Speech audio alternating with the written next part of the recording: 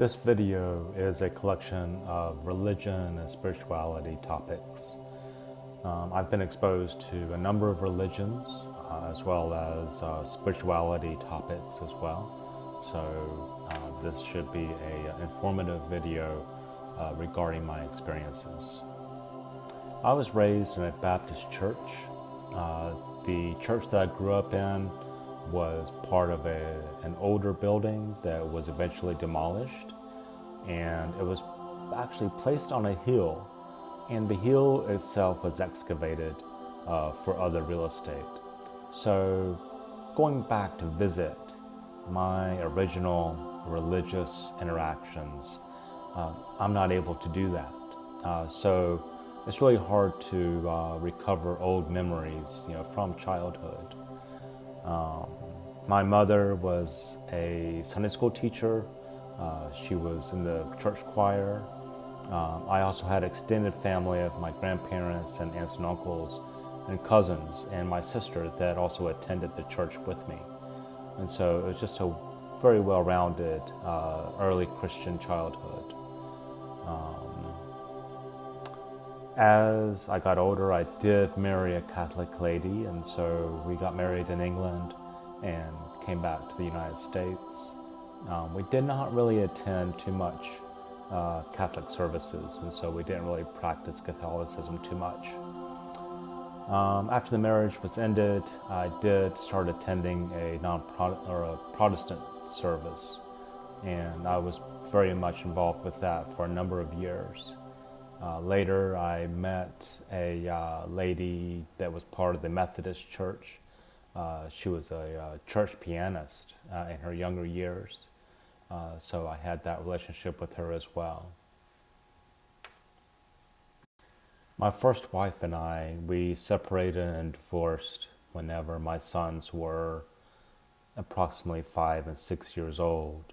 So it was just a really difficult time for my children going through that.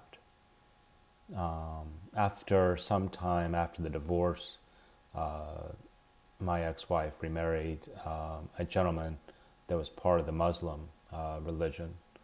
And so fortunately, though, he was permissive of allowing me to raise my sons in a Christian church and Christian home where I was living. So there was some estranged relationships between their stepfather and the boys, but that seems to have been repaired and they get along fairly well. So I do have some interactions with the Muslim religion as well, from a distance. About the time of our separation, I started attending the Protestant church, and I took my boys with me consistently every weekend. And so they quickly got involved with the children's ministry and, got settled into that very well. They made friends and just seemed to have a good time with it. We were with that church for a number of years, starting when they were about 5 and 6 years old. And as my firstborn son became about 12 or 13, he chose to be baptized. And this was no coercion from me. It was all done through instruction from the youth ministry. And so then his brother also followed suit a short time later. So both of my sons have been baptized into the Christian religion, and they have attended off and on over the years. And so I let them make their own choices with some guidance from me as well. So my earliest memories of church was early elementary school age, and it was in a Baptist church. And so we attended the Baptist church up until about high school age. At that time, my mother got a weekend job, and so we weren't able to attend on a regular basis. My extended family, they attended another church, and I would occasionally visit with them as well. So we did take a break from attending church for a number of years. And then I went into the military after high school. And towards the end of my military career, I did meet a Catholic lady. And I was introduced to the Catholic faith. And I actually went through a Catholic conversion um, process, the baptism and learning much about the Catholic faith. And but during the time of our marriage, we maybe attended the Catholic service maybe 5 or 6 times. After the Catholic experience, I did go back to the Protestant church community and for a number of years, and then I left and started attending a Pentecostal church near my hometown. And later, during COVID, most of the churches had stopped going into sanctuaries. And so I found a Latter-day Saint church that was still meeting in person. And so I did start attending with them. And I was shortly baptized within that denomination. After a few years passed, I did have some Seventh-day Adventist acquaintances, and so I did attend a Seventh-day Adventist church out of curiosity and just interest. While I was in college, I had the experience of a former girlfriend committing suicide. And so during the grieving process, I was a full-time student in college, so I couldn't really just drop out and just drop everything. And so it was basically just a test for me to get through that. And as it was getting difficult to go through it, I had a professor who noticed some emotional challenges that I was having, and he introduced himself as a shamanic priest. And I was not familiar with that practice whenever he mentioned it. And so he basically took me under his wing and introduced me to the shaman practice. And I quickly learned about shamanic journeying, which is a form of meditation using a drum beat and visualizing certain environments. And so early in my experience, I did go to a bookstore to research shamanism and to even justify exploring it. And I quickly came across a book called Shamanic Christianity. And I did get the book and I read through it, and I understood how that people were relating Christian role models to a shamanic practice during their life. Shamanism is it's mostly understood as a spiritual healing practice. They use various methods of doing that. The shamanic journey is basically just a method of going into a meditation to acquire a higher knowledge. Scholars who study Jesus, they feel like that Jesus was a shaman due to his spiritual interactions with spirits in the area.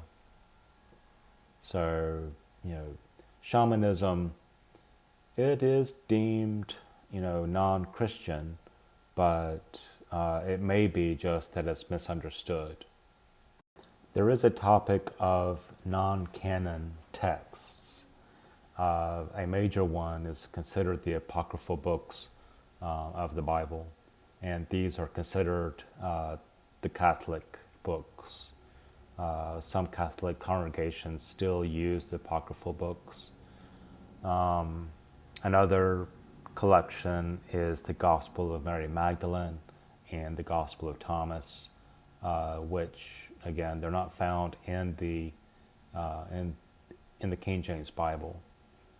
There's also the Book of Enoch, which is also another book, and so it's up to the individual to explore non-canon texts as they grow deeper into desiring knowledge of God and of religion and of life itself.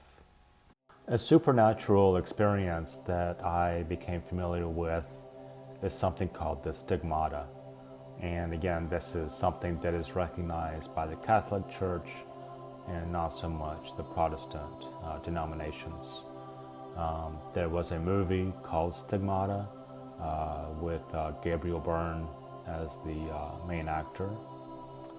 And it's just a dramatized version of that supernatural occurrence. I have had a number of sensations in my feet, in my hands, and in my side. Basically just piercing pains that might resemble the crucifixion. And so whenever they happen so quickly that you can't really go to the doctor to complain about it because it's gone before it even really starts. They're just piercings. And so I basically chalk these up as blessings as I get closer to learning about God.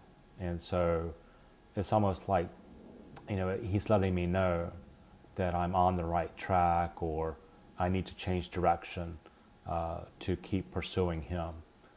And so that's just an ongoing supernatural occurrence that, today it's just muscle memory sensations. And so I don't get really emotional about them. It has drawn tears in the past, but now they're just fairly commonplace, and so it's just an acceptance of them. In my experience with various religions and denominations within them, I have come to a mindset that there is a sense of a security clearance of knowledge given to each denomination. In the military, I had a top secret SCI clearance. And SCI is sensitive, compartmentalized information clearance. And so within classified information or sensitive information, it's compartmentalized. Each different organization gets a piece of the puzzle. And so each denomination within religion gets a different perspective of God and the spiritual world. And they present it to the world in the best way that they know how. And so that is a mindset that I've had for a considerable length of time. And, religion may likely evolve. There may be a new denomination down the road. Is Protestant, is that the be-all of religion? Or is there something beyond the Protestant movement that will wake up one day and cause the Protestant denomination to become less prominent? Is there something that is coming that will draw people closer to God more effectively than the Protestant or Catholic movement?